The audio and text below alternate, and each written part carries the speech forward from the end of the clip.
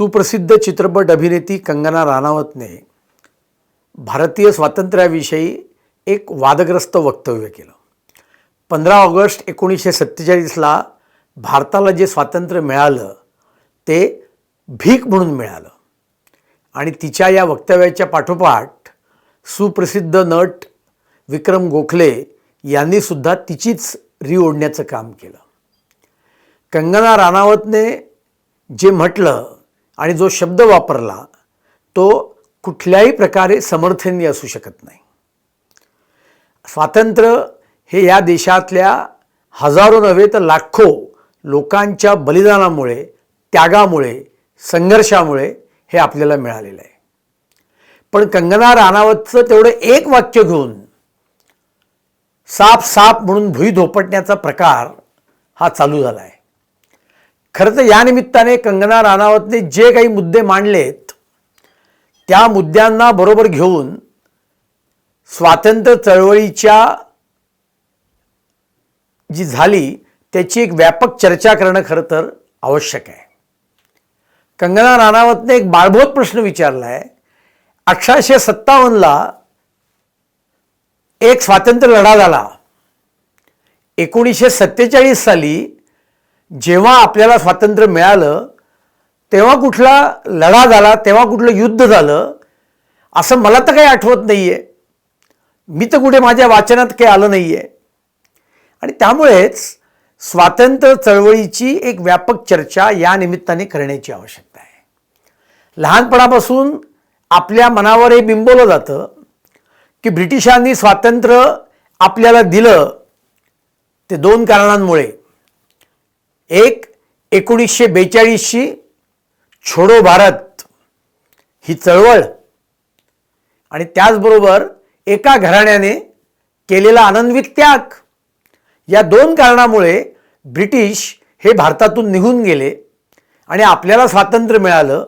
अशा प्रकारचा एक मोठी इतिहास हा आपल्याला शिकवला जातो। खरं तर भारताला स्वातंत्र्य मिळण्यामध्ये अनेक गोष्टींचं, अनेक लोकांचं मोठं योगदान होतं।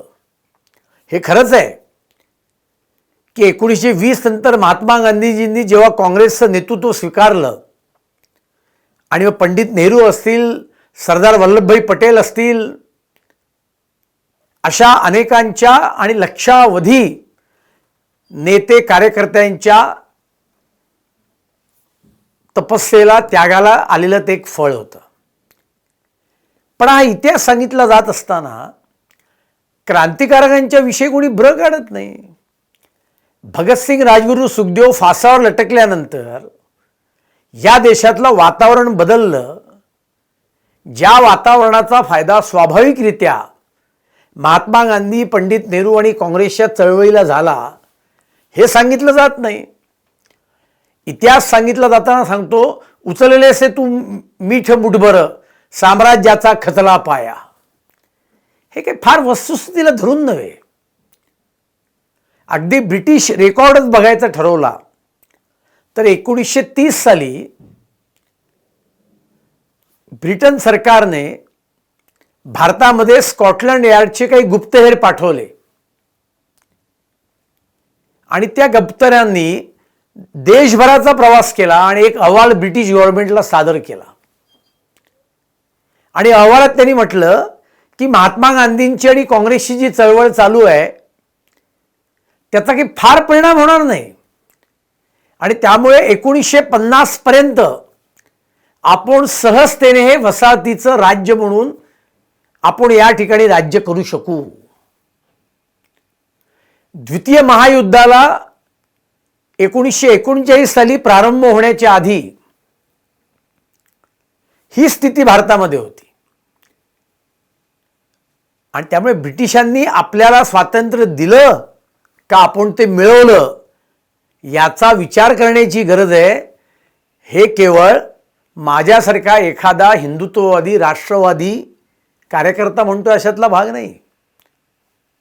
तर गेल्या महिन्यातच दाभोळकरांनी लोकसत्तेमध्ये स्वातंत्र्य सावरकरांच्या अनुषंगाने लिहिलेल्या लेखात त्यांनी हे म्हटलंय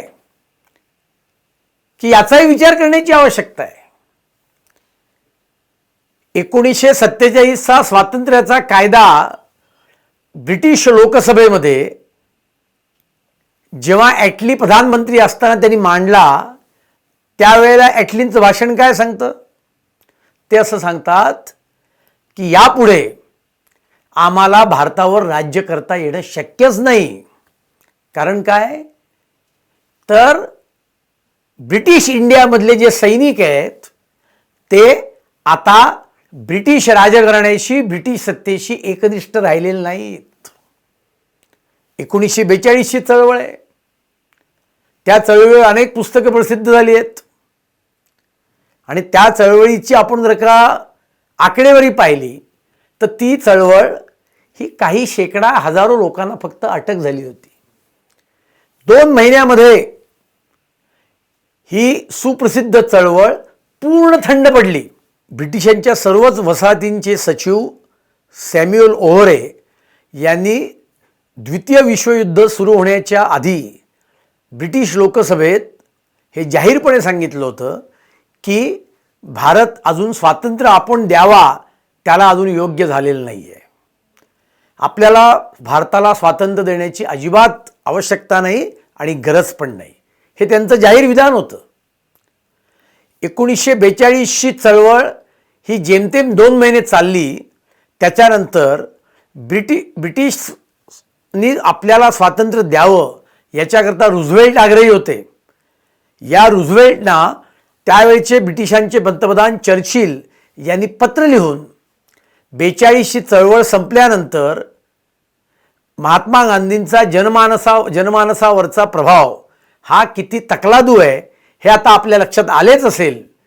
अशा प्रकारची आशय असणारी पत्र लिहिली होती. ज्या पत्रामध्ये 42ची चळवळ ही किती तकलादू होती आणि या चळवळीच्या वेळेला सुद्धा या देशातला सर्व कारभार हा कसा चालू होता याचं वर्णन विस्टन चर्चिल यांनी केलं आहे. दुसरं महायुद्ध चालू असताना ब्रिटिश गुप्तहेरांनी आणि ब्रिटिश लोकांनी लिहून ठेवलं आहे की ही तथाकथित चळवळ चालू असताना लोक शेती करत होते, शेतसारा भरत होते आणि अनेक जण स्वातंत्र्यवीर सावरकरांच्या आव्हानाला प्रतिसाद देऊन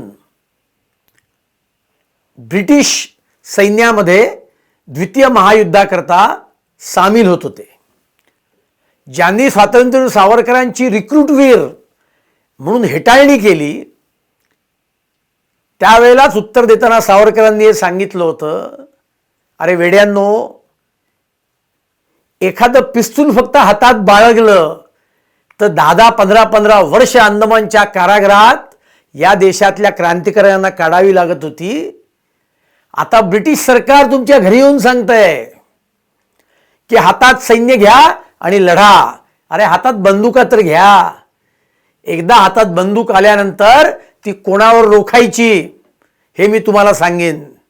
आणि म्हणूनच नेताजी सुभाषचंद्र बोसांनी एकदा नव्हे दोनदा आपल्या रेडिओवरनं आझाद हिंद सैनिकांना दिलेल्या संबोधनात स्वातंत्र्यवीर सावरकरांचं तोंड भरून कौतुक केलं आहे. आणि ॲटलीने म्हणून सांगितलं की नेव्हीचं बंड झालं की आता जरा सैनिक जे भारतीय आहेत ते जर का आपल्याला लॉयल नसतील तर आपल्याला या देशात राज्य करता येणं शक्य नाही. आणि त्याच्यामुळे कंगना राणावतच्या विधानाचं समर्थन करणं हे पूर्णपणे चूक आहे. स्वातंत्र्य मिळालं त्याच्यामध्ये सगळ्यांचं एक मोठं योगदान आहे. सर्व पक्षांचं योगदान आहे, सर्व नेत्यांचं योगदान आहे.